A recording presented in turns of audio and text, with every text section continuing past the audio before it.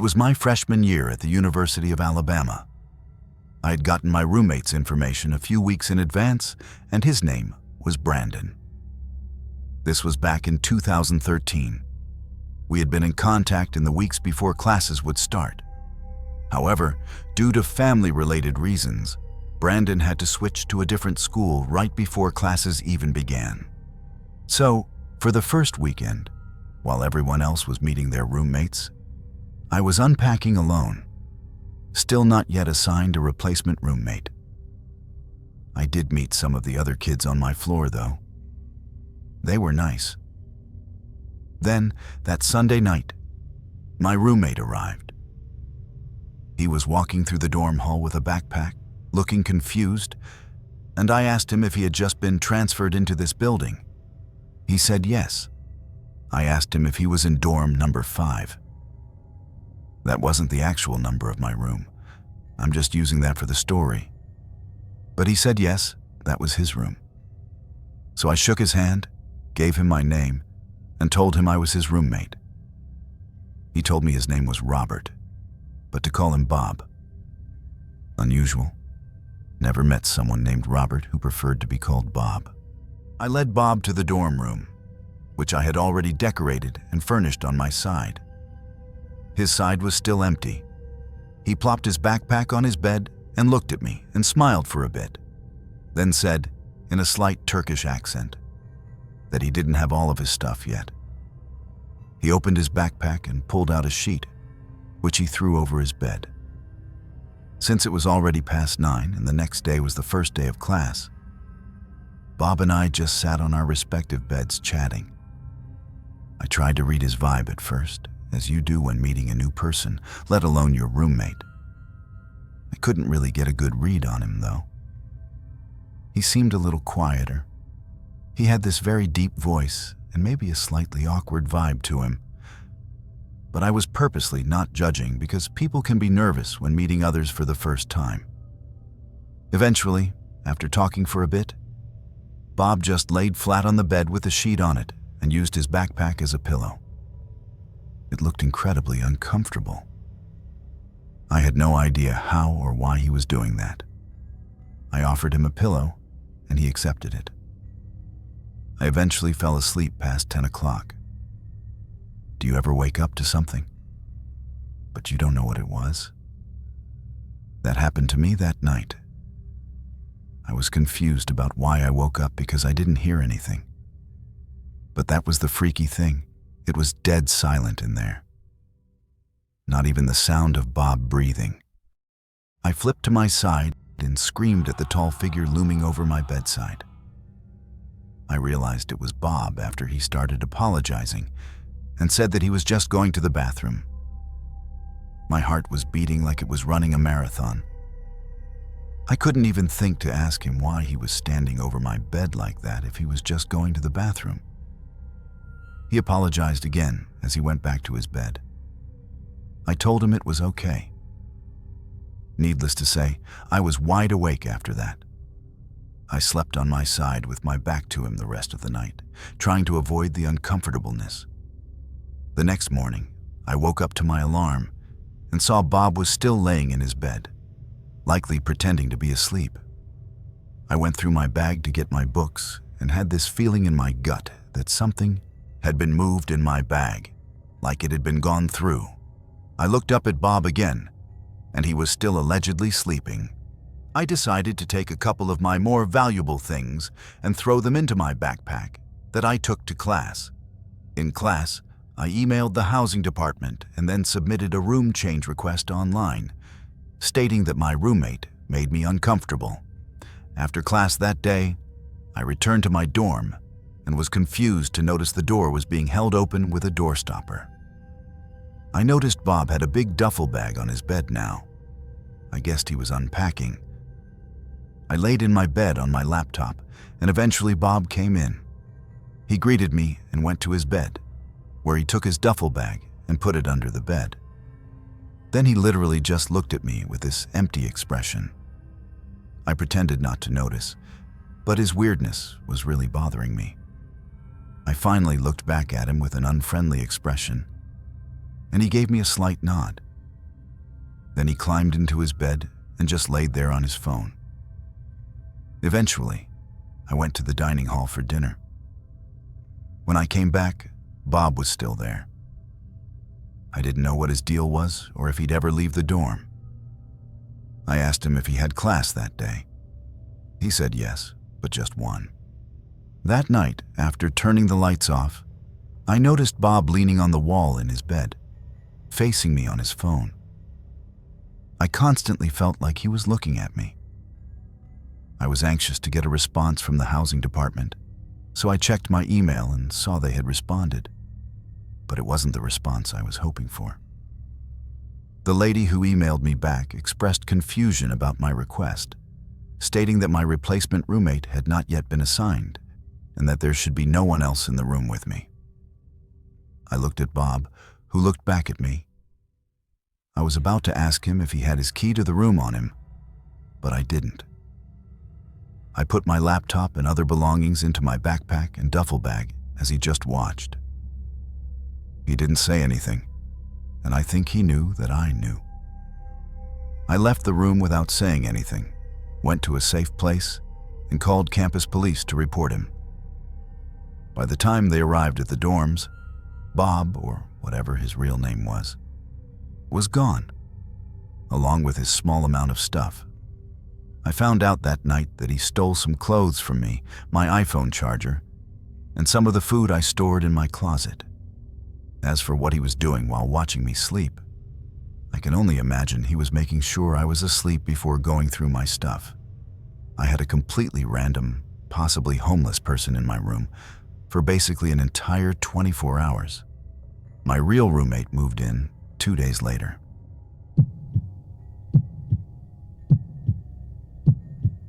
This takes place during the first week of school, my freshman year at the University of Iowa. I was just starting to get comfortable with my roommate. He was dedicated to the idea of rushing a fraternity, and rush week was starting the next week. But the parties were starting Thursday of the first week.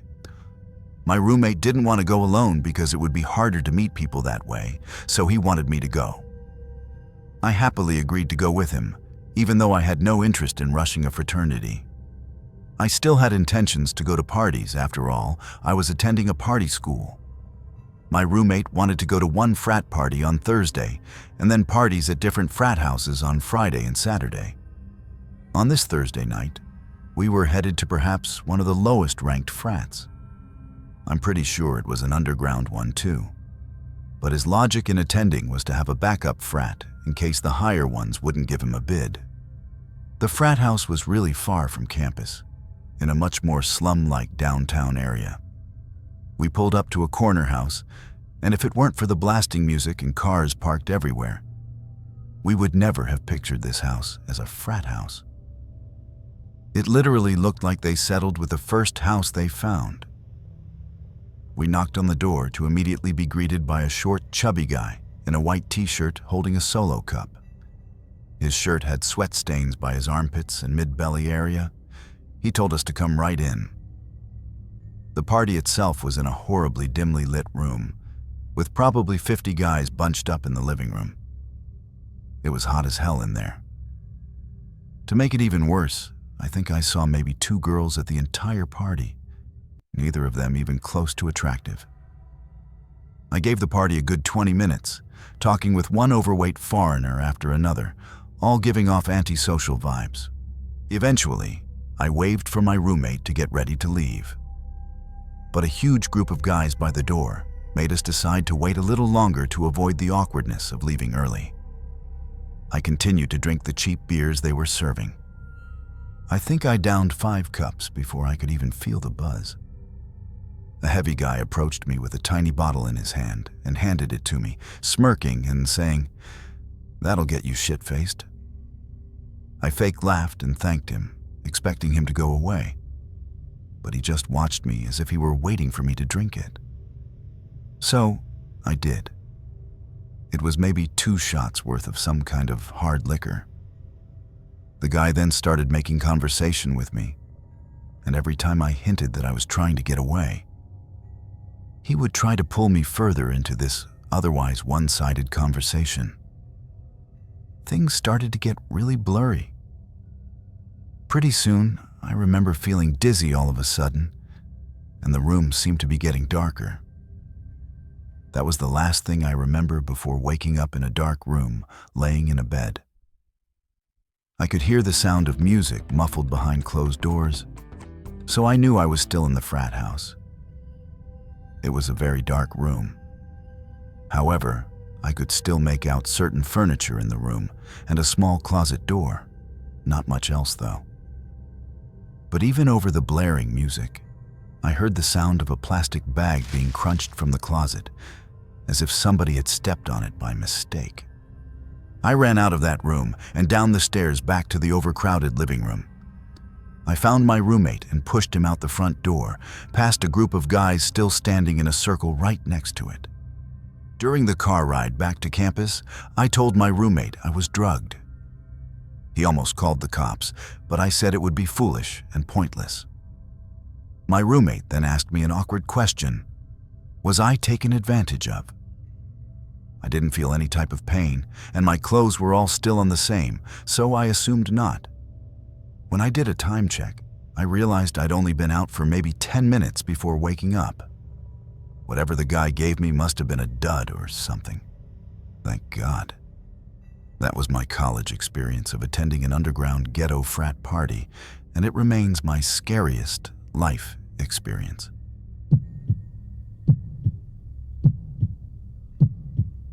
Before we continue, if you're brave enough for more stories like this, hit subscribe and join us for what comes next.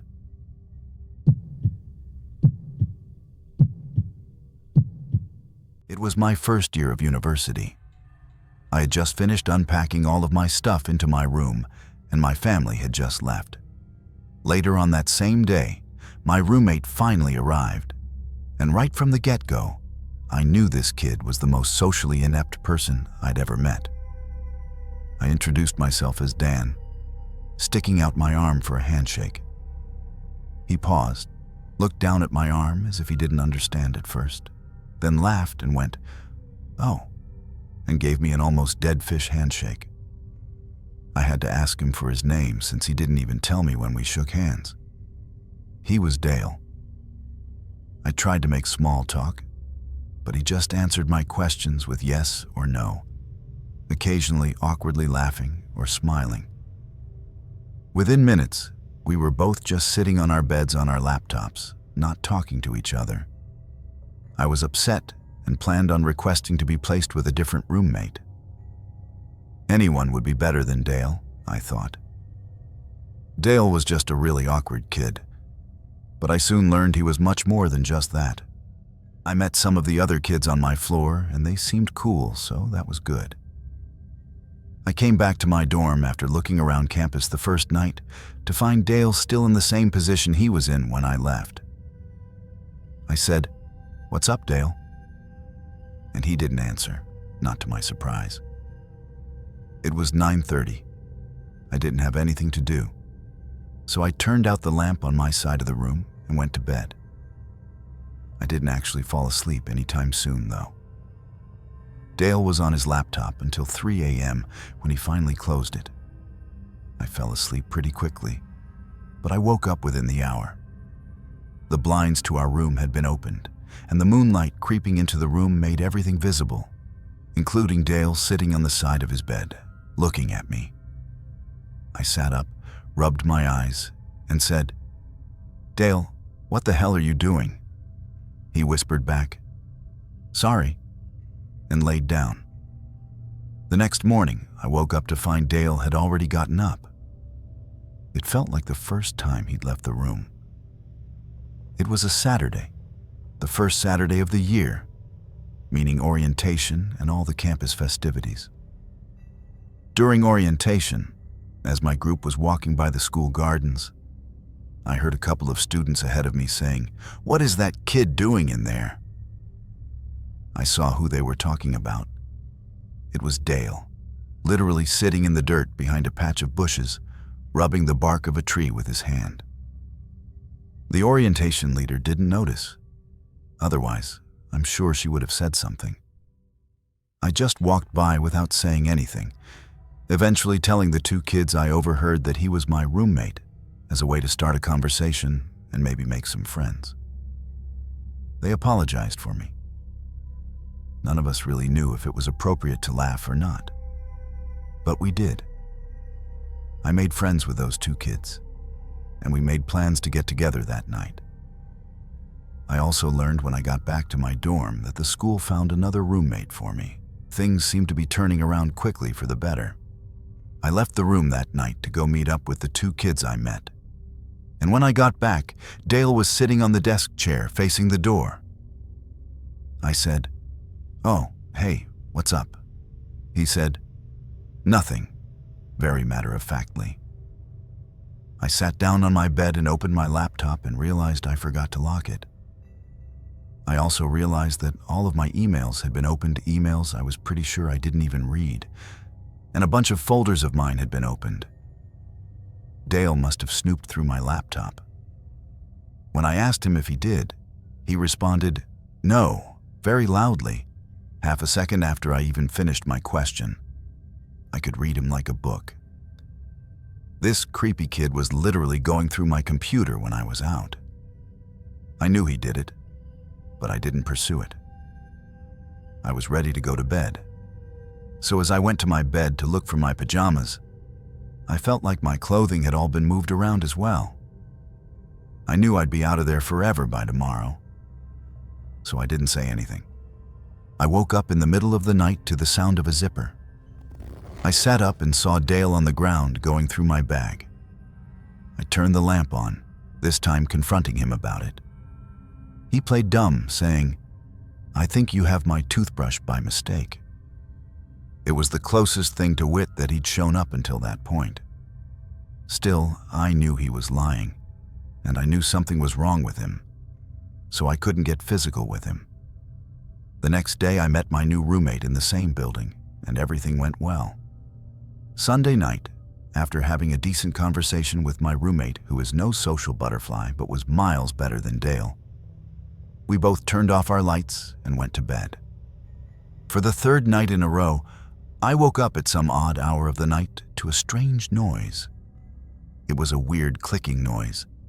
It wasn't consistent, but I'd hear it at least twice every 30 seconds. I got up, hoping to find something innocent, like a heavy bag putting pressure on a weak floorboard or even a mouse. But as I scoped out the room, I realized the sound was actually coming from the other side of the door. The night light in the common area was always on. So when I looked through the peephole, I was able to see the scalp of the person standing on the other side of our door. They were looking down, so I couldn't see their face. Now that I was paying attention, I realized the tiny clicking noises were actually coming from the doorknob. I was sure the person was trying to unlock the door. I dialed the number for the campus police department, and they showed up in under 5 minutes to the common room. Only then did I feel it was safe to open the door. I found the officers had Dale in cuffs. I had a feeling it was him. I told them everything, that he was my former roommate who was going through my stuff. So I switched dorms, only to find him trying to break into my new dorm. They took him away. I don't know what happened to him after that, but I never saw him again. He either got suspended for the semester or expelled.